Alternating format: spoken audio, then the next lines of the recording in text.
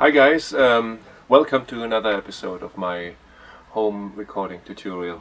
Today I want to talk to you about my personal choice of microphones, why I use them, why I chose them in the first place, all this kind of stuff. So let's start.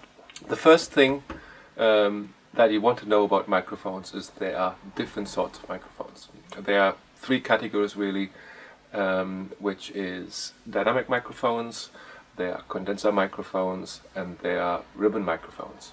I can tell you from the start I don't have any ribbon microphones because they are rather expensive, and I'm thinking about buying a ribbon microphone, but I'm not quite sure which one to go for. Let's start with the first microphone I bought. The first microphone I bought is a very famous microphone, is Shure SM58. It's probably one of the most famous microphones ever made, if not the most famous microphone ever made. It's a dynamic microphone. It's pretty much the live microphone. People use it for live sound because it's very robust, and it's got the sound we all got used to, I suppose. So that was the first microphone I bought. I originally started working as a live sound engineer, so I haven't always been working in a studio environment. Yeah, SM58, good microphone. The second microphone, funny enough, is an SM57, which is by the same company. It's very, very similar to the SM58 in design.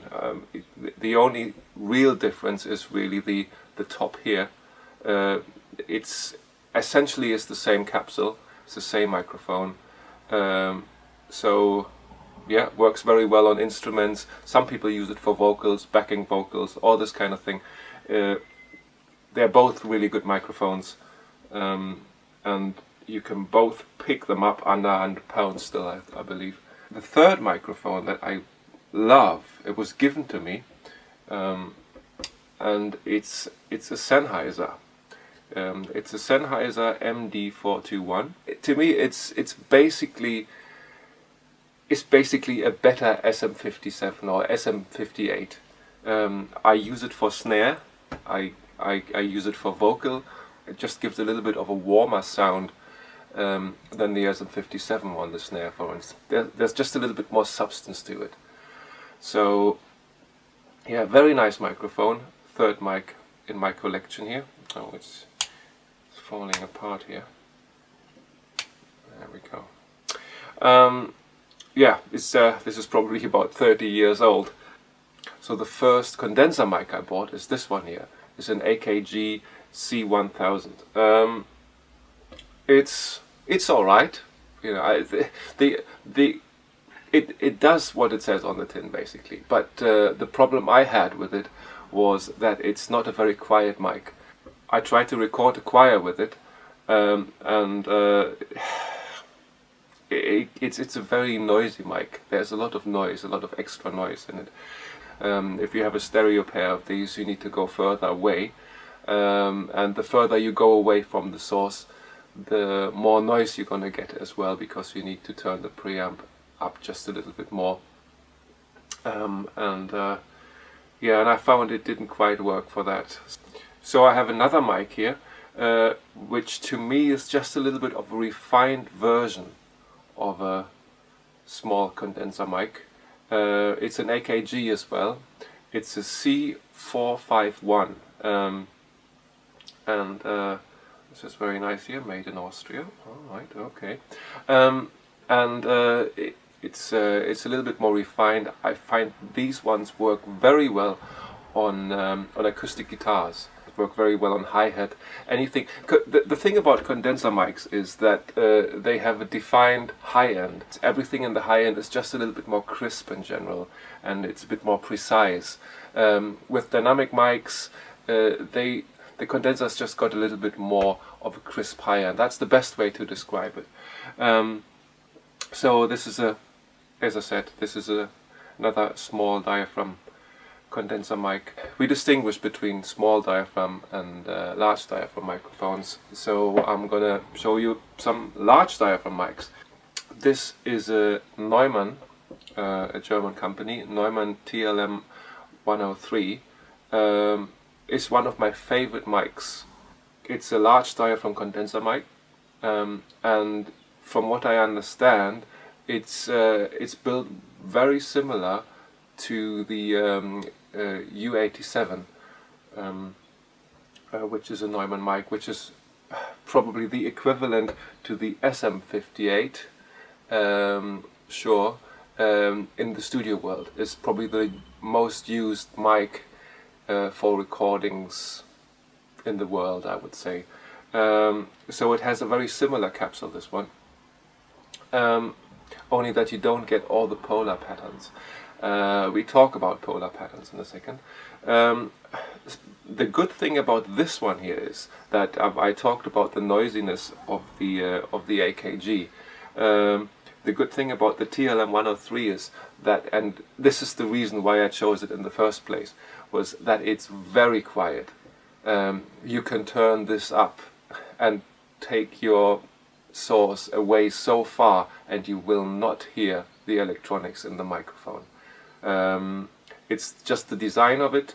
In fact, it is quieter than a U87. This is a fantastic mic for the price. It's I use it for vocals. I have used it on overheads. Fantastic mic for overheads on drums. I have a pair of these.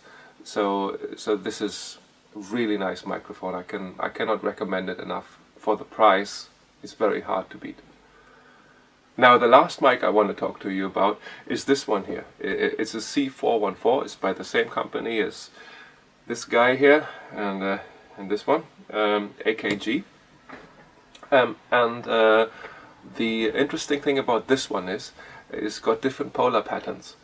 Now I mentioned polar patterns before, but it has got something to do with where the mic picks up the sound.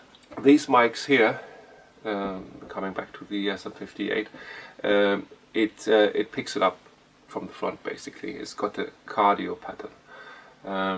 There is also hypercardio. There is omnidirectional pattern, which means this, you know, it picks it up from anywhere in the same way. There's also a figure of 8, and this mic can do all of these. Why is it useful to have different patterns? Well, that's a very long question to answer. The only thing I want to say at this point is that it's very useful to have different patterns. I use these on overheads, guitars. You can use them on acoustic guitars. You can use them on the bottom of the snare. Again, because it's a large diaphragm microphone. You can use them on the bass drum. You can use the TLM103 on the bass drum. That works very well. What else? I sometimes I use these two on acoustic guitar with a method that's called MS. So you position them a little bit like this, the guitars here, and then you can use the figure of 8 pattern on this one here, and you record the room. And because the mics are so close together, you won't get any phasing issues. We'll talk about phasing and all this kind of stuff in another tutorial. But yeah, that's my favorite mics. I'm sure the selection is going to get bigger. As I said, I'm planning to buy a ribbon mic at some point, but I'm not quite sure which one to go for. They're all rather expensive, and like with all of these mics, I want to make the right decision. Okay guys, that's it for today. I hope you enjoyed my little video about microphones and my personal choices. As always, subscribe to the channel, click the like button, all those things. I'll see you soon. Thank you.